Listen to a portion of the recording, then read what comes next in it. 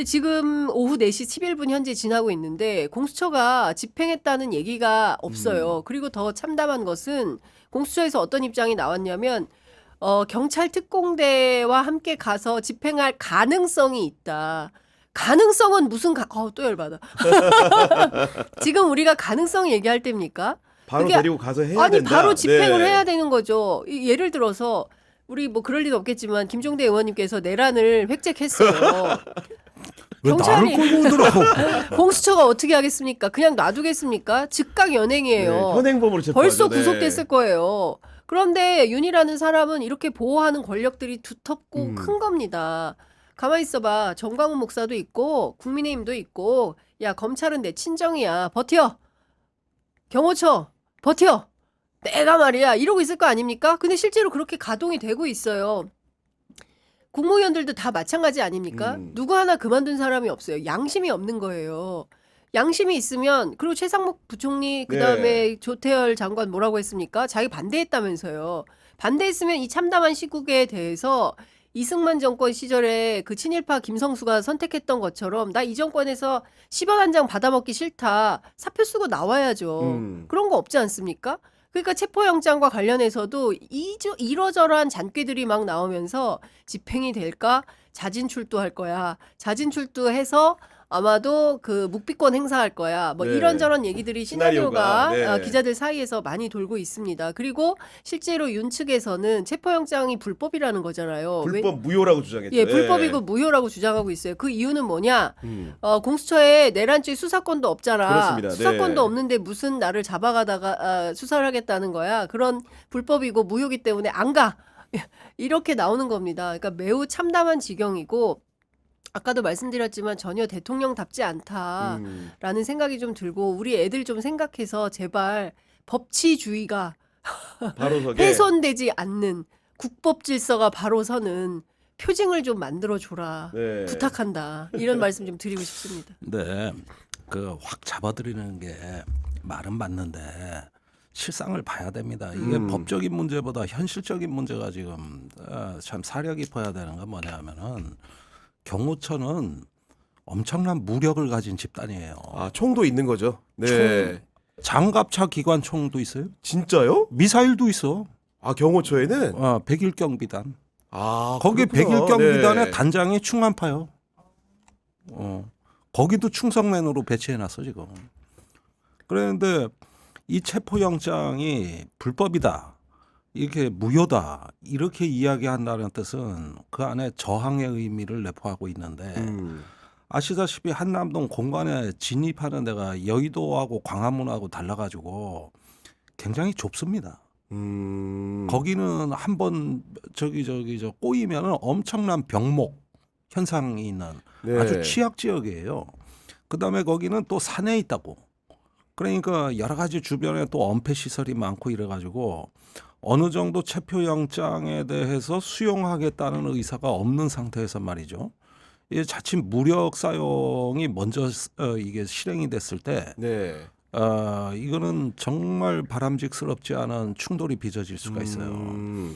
거기에다가 지금 시위대가 다 그리로 몰려들고 있는 그렇다면서요. 상황이기 예. 때문에 내가 보기에는 이게 저 대통령 그 경호처 또는 윤석열의 의도일 수도 있는 거예요. 거기서 무슨 불상사나 어떤 충돌, 불미스러운 일이라도 하나 발생하면 바랄 수도 있죠. 그거 사실은. 기회로 그러면 안 해가지고 되지만. 네. 상황을 뒤집어 엎을 수도 있는 거고. 그러니까 지금 이게 법적으로는 이미 다 끝난 논쟁이지만은 현실적인 문제를 봐야 되는데 우선 경호처가 국법과 그 법원의 결정에 복종하겠다고 하는 답변을 해야 되는 겁니다. 그걸 하면서 순리대로 이걸 풀어나갈 수 있도록 협조를 하겠다고 해야지. 지금 이게 대통령하고 공수처 사이에 끼어가지고 경호처가 이리저리 어떻게 결단을 못 휘둘리면, 내리고 네. 회색지대에 들어가 있다. 이건 제일 위험한 상황입니다. 미안하지만. 이거 누구도 책임 못 지는 상황이에요. 그러니까 이런 문제를 풀어갈 수 있는 어떤 여지와 우리가 질서를 유지하는 가운데 법이 집행돼서 법의 권위를 회복하는 이런 어떤 절차는 이건 전문가들이 수구일을 해야 될 문제예요. 이게 네. 실제로 그 경호처는 오로지 요인 경호를 위해 가지고 뭐 인간 방패 훈련까지 다 받은 일종의 경기군요. 일종의 정예 그거고 뭐 경찰 특공대로 뭐 같이 간다 그러는데 특공대로 제압이 쉽지가 않아요. 우선 이 지형의 완전히 주도권은 경호처가 지고 있다고. 그래서 이런 어떤 그 괜한 소동을 겪는 단계까지 가서는 안 되는 거고 네. 우리가 다들 지금 마음이 급하고 뭐 그렇다 그래가지고 이 체포영장에 대해 가지고 일단 시한을 받아놨으면 그렇죠. 네. 예 절대 불상사가 없어야 되고 더군다나 지금 애도 기간입니다. 그러니까 이 사이에는 뭐든 조용하게 가는 게 맞아요. 그리고 예컨대 최상목 지금 대행에 대해서도 네. 애도 기간까지는 민주당이 어쩌질 않을 거야. 의사결정에 대해서 그렇죠. 네. 아무래도 이제 정쟁의 역풍도 걱정이 되는 거고 또 국가적인 상황도 있고 하는 거기 때문에 민주당도 다 속도 조절한다고 봐야 돼요. 특히 이 체포영장은요. 우리나라 건국 이래 저 집행에 있어서 가장 위험이 높은 체포영장입니다. 이거 말처럼 그렇게 쉽지 않습니다. 예. 근데 이런 겁니다. 그러니까 저는 그 이제 명약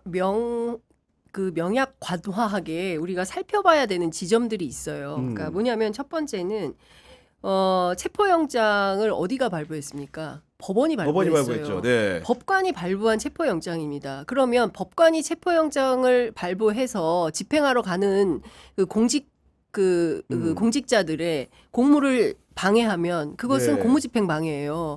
그리고 특수공무집행 방해가 될 수 있어요. 2명 이상이 때로 모여서 하면. 그러면 경호처는 실제로 내란 수괴에 해당하는 내란 사범을 체포해서 잡아다가 조사하라는 네. 그런 내용인 거예요. 그런데 그 영장을 집행하는데 그걸 방해한다? 그런데 이거를 정치 논리로 해석한다? 저는 이것은 어불성설이다라고 생각을 하는 겁니다. 그러니까 마치 경호처는 무력을 갖고 있고 그것은 경찰도 마치 있는 것이고 무력 간의 충돌이 생겨서 또 다른 차원에서의 상황이 발생할 것에 대비해서 정치적인 판단이 필요하다. 저는 이것은 좀 부차적인 문제라고 생각해요. 다소 그건 원칙, 주장하는 사람은 아무도 없어요. 그러니까 다소 원칙적인 아니, 것일 여기에 수도 무슨 있는데 정치적 판단이 있습니까? 그러니까 저는 이런 거예요. 경호처가 무력을 갖고 있기 때문에 더욱더 본인들의 판단이 신중해야 되는 것이고 법관이 영장을 집행하러 갔을 때 스스로 문을 열어주는 협력을 해야 되는 거지. 그래야죠. 네. 그렇지 않고 여기서 버틴다. 윤석열 편을 든다? 이거는 내란 동조범에 해당하는 것이고 관련해서는 영장을 집행하러 간 법관들 또는 관계자들이 수사관들이 다 현행범으로 체포해야죠. 그래야 법이 살아있는 것이지. 누구는 법의 지배를 받고 누구는 법 위에 있고 이거 억울해서 살겠습니까? 저는 대한민국이 그렇기 때문에 지금까지 가장 큰 문제가 됐었다고 네. 생각을 하는 거예요. 법관의 영장 집행을 막는 게 허용된다? 그러면 딴 사람들도 그렇게 할까요? 조폭 양아치 잡을 때 법관의 영장 집행이 안 되면 되겠습니까? 안 되잖아요. 내란 수괴에 대해서도 마찬가지 똑같은 법의 집행이 돼야 된다. 근데 여기에서 이런 게 흔들리면 안 된다라는 생각이 들고요. 또 하나는 끊임없이 정쟁으로 만들려고 하고 있어요. 내란은 정쟁이 아닙니다. 그런데 국민의힘 권영세 그 비대위원장이 내놓은 메시지 보십시오. 그냥 서면으로 사과는 하되 그 사과의 내용이 뭔지도 잘 모르겠어요. 그리고 우리 기자들이 명징하게 소개도 잘 안 해줍니다. 마치 사과는 했어. 넘어가. 이런 투예요. 그런데 구체적으로 비상계엄에 대해서 사과를 하면 탄핵에는 찬성을 해야 되는 것이고 네. 그리고 최상목 경제부총리 또는 그 권한대행을 향해서 당신이 해야 되는 역할을 분명하게 해라. 헌법재판관 3인에 대해서 임명하고 그리고 이 문제에 대해서 내란특검 당장 공포하고 이렇게 넘어가라고 얘기해야 되는 게 법치에 맞는 거지. 이걸 끊임없이 교란시키면서 민주당 탓, 이재명 탓, 야당 탓 이렇게 하는 게 옳습니까? 저는 이 부분은 정말 정확하게 정리를 좀 해줄 필요가 있겠다라는 생각이 좀 아니 듭니다. 나는 다 정리가 끝난 문제를 얘기하고 계신다고 봐요. 우리가 법과 규범에서는 이 문제를 더 얘기할 필요가 없어요. 가가지고 법 집행하겠다. 그럼 나와서 체포하고 간다. 그렇죠. 끝입니다. 네. 뭐 여기서는 그걸 그렇죠. 갖고 예, 이론이 규범적이고 없죠. 예. 법적으로 얘기할 것도 없고. 그런데 우리가 자꾸 이렇게 봉사가 개천나무로 하는 듯이 얘기를 할 수는 없는 거 아니에요? 일단은 말이죠. 우리가 그걸 순수하게 하려면은 잠긴 자물쇠를 풀고 안전장치가 없는 걸 확인하고 위험 요인을 제거하고 데리고 나오는 거예요. 윤석열 적어도 본인은 저항할 의지가 있어 보여요. 제가 보기에는. 명백히 보입니다. 아, 그게. 그러면은 여기에 공명을 하는 대규모 시위대가 와요. 이걸 막으려고 공권력이 또 가야 돼요. 이렇게 되면 위험 요인이 이게 가중돼요. 저기 기하급수적으로 증가가 됩니다. 그러면은 법이 아무리 중요해도 희생과 비용을 줄여야 되는 겁니다. 그렇죠. 우리가 계엄도 이렇게 해제하는데 이게 명예혁명이 된 이유는 단 한 방울의 피도 흘리지 않았기 때문에 그렇죠. 빛나는 승리예요. 또다시 5.18이나 12.12 같이 어떤 그 희생을 치르지 않고도 가능했다는 데서 대한민국 민주주의가 빛나는 것이지 사실 상처뿐인 영광인가 누군가의 어떤 손실, 희생 또는 불상사가 있으면 안 된다는 것도 굳은 원칙입니다. 저는 법 집행을 하는데 이 원칙을 절대 버려서는 안 된다고 봐요. 네. 그러면서 이걸 헤쳐 나가려면은 우선은 경호처가 저항하지 않는다는 보장을 받아내는 절차를 지금 취해야 됩니다. 그러니까 막으면 니들 다 법 위반이야. 그런데 지금 혼란스러워하고 결정을 못 하고 있잖아요. 그러니까요. 네. 네, 그런데 이거를 자물쇠를 하나씩 풀어줘야 돼요. 그러면서 이제 이거를 무사히 체포영장을 집행하는 게 어떻게 보면 그게 진짜 실력입니다. 사실은. 아닌 게 아니라 의원님 말씀대로 공수처가 아마도 경호처의 그런 서면 통지 같은 것들을 보낼 예정인 것으로 알려져 있는 상황이고요. 거기에 대해서 저는 개인적으로 그나마 좀 실마리가 있다고 보는 거는 지금 공조수사본부 안에 경찰이 들어와 있잖아요. 그리고 경찰이 같이 법 집행을 하겠다고 했는데 경호처장 누구 출신입니까?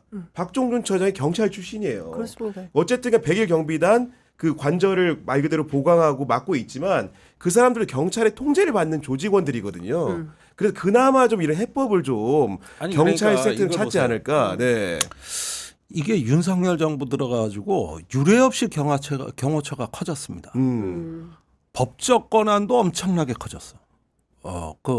경찰과 군에 대한 통제력도 강화됐었어요. 네. 그다음에 아직까지 법적으로도 대통령은 윤석열이야. 그리고 이건 김용현이 만들어 놓은 그렇죠. 체제입니다. 네. 그러면은 우리가 모르는 위험 요인이 분명히 존재한다고 가정하는 게 합리적이에요. 우리가 모르는 부분들이 있단 말이에요. 충분히 그럴 수 있죠. 아. 네. 그래서 여기에다가 100일 경비단 단장도 충안파예요. 그 사람도 김용현이 직접 고른 신복입니다. 그러니까 경찰의 여인형이에요. 지금 100일 단장 같은 사람들. 본인은 되게 억울해한다고 그러더라고요. 왜냐면 이분이 홍보실 출신이어가지고 예. 기자들이 많이 알아요. 근데 이제 자기는 특정 항맥에 의거해서 된 게 아니다라고 변소는 많이 한 것 같더라고 보니까 주변에는. 뭐 일단은, 군에서는 안 네. 그랬나 다 그렇게 얘기했지. 일단은 그런 상황인 것 같긴 그런데 한데. 뭐 경찰도 충안파냐 해서 그때 네. 난리 났었는데 100일 단장은 경찰 보직의 꽃입니다. 꽃. 여기 거처가 무조건 진급이에요. 그런 사람이 뭐 홍보나 했다는 커리어로 거 갖겠어요 그게? 그러니까 이런 부분들을 우리가 봤을 때 이런 건 사력 있고 합리적으로 하는 게 맞아요. 왜냐? 이게 무력과 총을 가진 놈들은 어떻게 보면은 그거를 풀어나가는 그 나름대로의 방법이 있고 논리가 있는 것이지. 사실 여기에 대해서 똑같이 한다는 건 말이 안 되는 겁니다. 그리고 무엇보다 중요한 건 국민 안전입니다. 지금 양쪽 시위대가 다 몰려가 있어요. 그래서 제 생각에는 그래요. 시기보다도 이건 결과가 문제다. 결과가 문제고 더군다나 지금 애도 기간이고 그러니까 맞아요. 네. 이럴 때 경찰이 공조본이 진짜 실력을 보여줄 때입니다. 특히 검찰 공수처가 체포영장까지는 무사히 받아냈어요. 맞아요. 이런 건 네. 잘한 일이요. 이거는 명령서고 실행의 능력은 검증이 안 됐어요. 아직까지도. 그래서 그런 이런 부분이 부분들은 큽니다. 네. 저는 원체 전례 없는 일이 벌어지기 때문에 상상력을 발휘하라고 얘기하고 싶어요. 네. 맞는 지적 같아요. 네. 그러니까 앞서 말씀하신 대로 민주당에서도 당장 최상목 부총리에 대한 뭐 탄핵이나 이런 것은 언급하지 않겠다라는 태도로 보여요. 애도 기간이 끝날 때까지는. 근데 4일까지입니다. 근데 이번 주까지 애도 기간이 이어지는데 이제 평범한 국민들 입장에서 볼 때는 이게 계속 또 시간 벌어주는 꼴이 속 되는 터지니까, 거고. 네. 아니 속 터지는 것도 속 터지는 거지만 이런 거죠. 공권력의 빠른 집행이 이렇게 어려웠나? 그리고 저 사람의 사정을 계속 봐주다 보면 그 다음에는 또 차수 변경해서 또 새로운 사정이 생길 텐데 결국에는 못할 텐데 무슨 얘기하냐면 박은정 의원이 검사 시절에 윤석열 그 총장 감찰 네. 징계 감찰할 때도 당시에도 끝까지 대면 조사를 못했다는 거예요. 끝내 거부해서 그 사람은 그런 사람이다라는 겁니다. 이게 본질인 거예요. 그러면 윤 측의 주장을 그대로 다 받아들여주면 수사 못합니다. 결론적으로 예, 그렇게. 못해요. 네. 그냥 그 관저 안에서 본인의 임기를 다 마무리하게 될 거예요. 저는 그럴 거라고 봅니다. 그러니까 방법이 없어요. 자, 그러면 여기서 공권력이 어떤 선택을 할 것이냐. 대한민국의 공권력이 지금 있는 상황조차도 제한 못한 정도의 수준밖에 안 되냐. 전 그렇지 않다고 생각하거든요. 충분한 능력과 자질을 갖고 있다고 생각해요. 문제는 의지입니다. 제압할 의지가 있냐 없냐. 그리고 그 안에 충원파들 드글드글한 거 몰랐습니까? 다 알고 있어요. 그러나 충원파에 의해서 지금 어떻게 됐습니까? 내란이 일어났지 않습니까? 근데 내란을 제압을 못한다? 그럼 대한민국 국가의 존립 의무가 없는 겁니다. 그렇지 않습니까? 정부가 왜 존재합니까? 범죄자를 잡아야 될 거 아니에요. 소탕해야 되잖아요. 일망타진 해야 되는 거 아니에요? 근데 그게 안 된다? 그런데 그냥 다 사정 봐주고 기다리자? 저는 이거는 납득하기 어렵다. 네. 물론 이 물리력을 갖고 있고 뭐 기갑차 뭐 장갑차 다 가지고 있어서 사실상의 내전에 해당하는 상황이 벌어질 수 있다. 경찰하고 경호처하고 좀 사이에 물리적 그렇습니다. 충돌이. 예, 네. 그런 얘기도 나오긴 합니다. 그런데 정치력을 발휘해야 되겠죠. 그리고 오동훈 공수처장이 능력도 발휘해야 되겠죠. 그리고 뭐 실력이 있네 없네 여러 말들이 있지만 저는 여기에서 국가적인 집단 지성과 지혜를 발현하지 않으면은 이 내란은 계속되는 겁니다. 언제 끝날지 몰라요. 아이, 예. 그렇죠. 일단 경호처장이 계엄 이후에도 차장인가 그 국회 운영에 출석을 했다고. 맞아요. 그러니까 일단 국가기관으로서 기관장의 의무는 나름 했다고 봐야 되는 거고 여기도 이제 국가 공공기관이란 말이에요. 그러니까 이런 점에서 보면은 우리가 모르는 뭐 그 내부의 비선 라인 맞아. 아니면은 그런 게, 아직까지 소집이 해제되지 않은 블랙 요원과의 결합. 어떻게 보면은 이 국가의 위해 요인들의 여부를 그 안전성을 한번 평가를 해보고 사실 뭐 기관총 장갑차까지야 동원하겠습니까? 그렇죠. 네. 그거 맞지만 그러지 않아도 여긴 특수 장비도 있고 또 소화기, 뭐 권총 같은 무기도 많거든. 그러니까 이게 또 윤석열 그 최측근이나 아니면 윤석열 본인의 손에도 들어갈 수 있는 거거든요.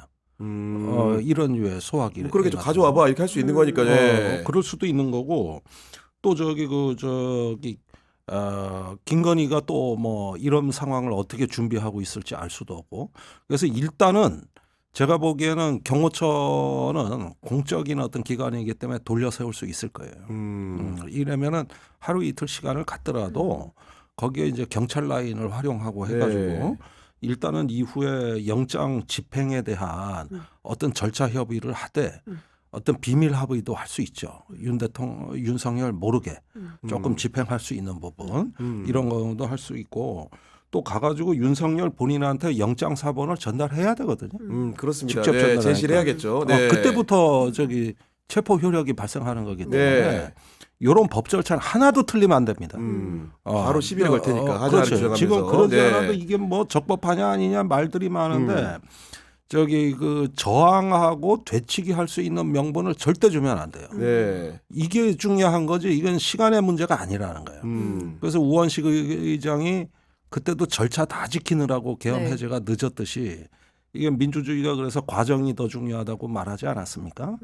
이제 이런 면에서 나는 경찰에서 이거는 프로파일러들을 동원해서 하는 거예요. 프로파일러. 아 지금 블루스카이님이 김종대 의원님 너무 걱정이 많으신데 혹시 우리가 모르는 뭔가가 있나요? 뭐 이렇게 지금 아마도 그렇게 주장하시는 근간에는 혹시 뿌리에 있는 정보가 있지 않을까 이런 생각을 좀 하시는 것 같아요. 그런데 이것만 네. 내가 알려드릴게요. 제가 청와대 근무할 때 정말 경호처하고 제일 친하게 지낸 게 저거든요.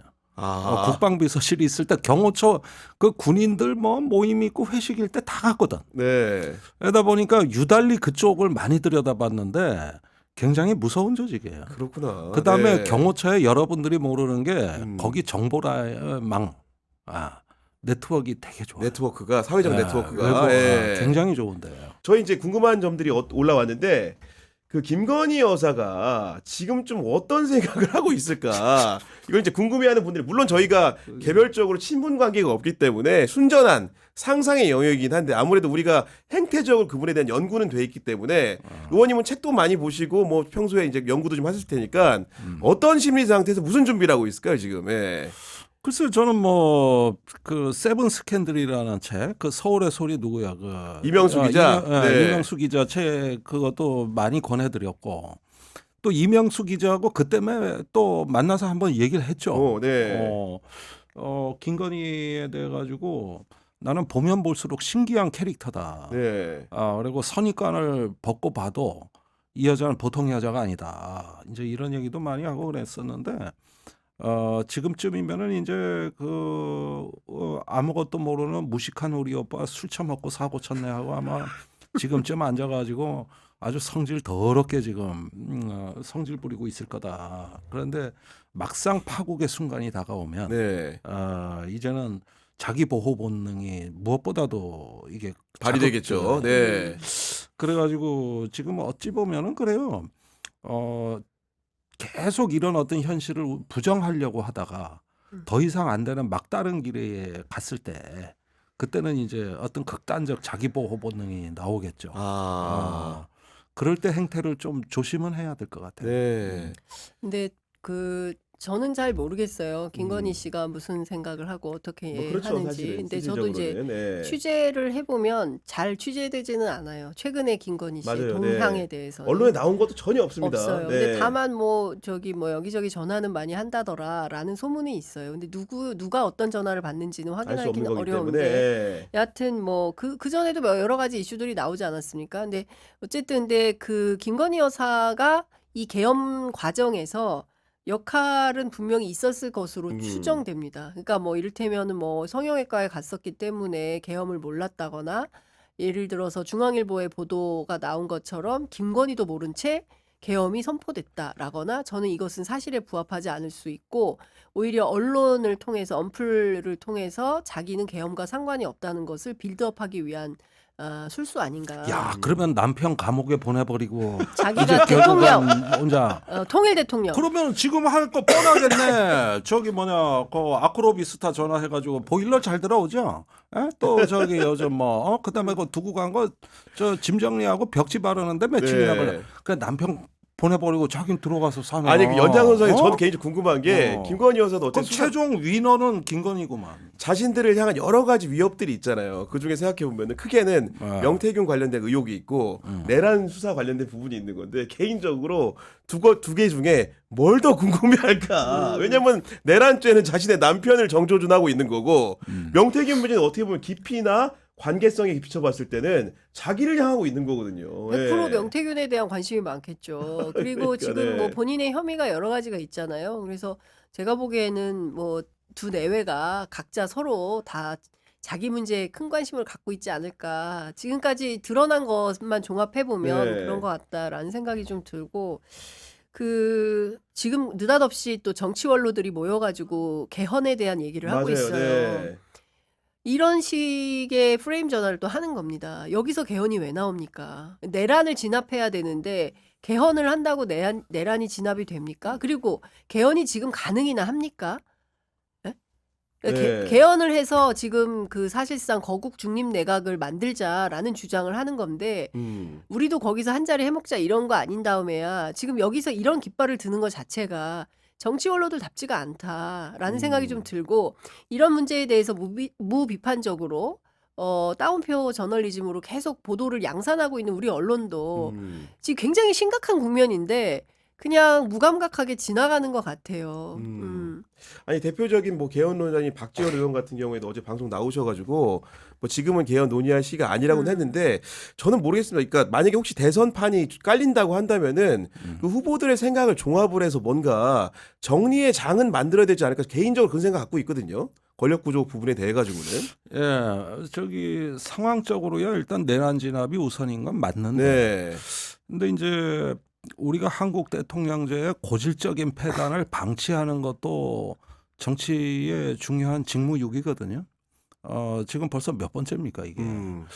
그래가지고 하루 이틀도 아니고 그럼 다음 정권에 또 그럴 겁니까? 어쩌다가 또 모처럼 민주주의 했다 그래도 무너지는데 5년도 안 걸리더만. 내가 보니까 한국 국민들이 피를 흘려 세운 민주주의도 말아먹는데 5년이면은 뭐 충분하더만요. 그러니까 이게 이런 그러면 다음번에 또 할 거냐 네. 이런 것들을 그래서 이런 어떤 제도적 폐단을 방치하는 것도 정치의 직무유기다. 그러면 어떻게 해야 되느냐? 지금은 일단은 내란을 갖다 진압하고 정의를 반드시 세우겠다는 세워야겠죠. 어떤 네. 이런 어떤 데에 따른 어떤 불순물을 섞으면 안 되겠죠. 근데 이 개헌 이야기는 다음 대선 그 본선 때 해볼 만한 얘기 아니냐 하는 생각이 들어요.